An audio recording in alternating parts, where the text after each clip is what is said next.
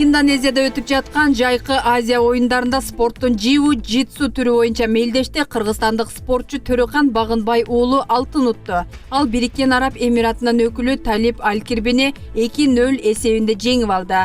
Ал финалдык таймашка чейин ирандык, казакстандык, түркмөнстандык жана таиланддык спортчуларды жеңип алган. Төрөкан Багынбай уулу Багынткан байге Азия оюндарындагы Кыргызстандын эсебиндеги алгачкы алтын медаль болду. Буга чейин кыргыз спортчулары 4 күмүш, 5 коло алышкан.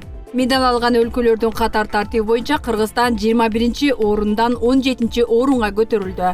Белгилей кетсек, 18 августта башталган 18 жайкы Азия оюндары 2 сентябрга чейин уланат. Ага Азия чөлкөмүнүн 45 өлкөсүнүн спортчулары катышып жатат.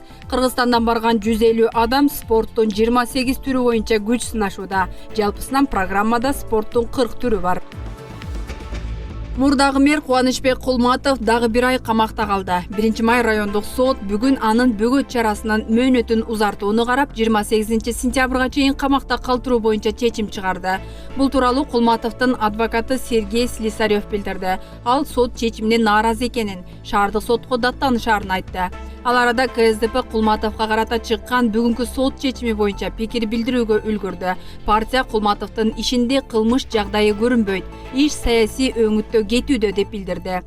Кулматов 2014 жылы Бишкек шаарынын мэри болуп турган кезде ТБЯ тарабынан бөлүнгөн гранттык каражаттан 2 миллион долларын мыйзамсыз пайдаланган деп айыпталууда.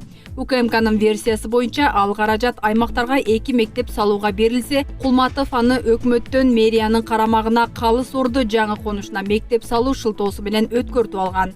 Мындан тышкары Кулматов мыйзамсыз түрдө Россия жарандыгын алгандыгы боюнча да айыпталууда. Ал 5-июнда камакка алынган. Учурда УКМКнын тергөө абагында. Райондук соттогу бүгүнкү сот отуруму жабык өттү. Имараттын алдына Кулматовдун 30-40 колдоочусу чогулушту. Алар Кулматов кыргыз өлкөсүнүн жараны деген жазуулары бар футболкаларды кийип алышкан.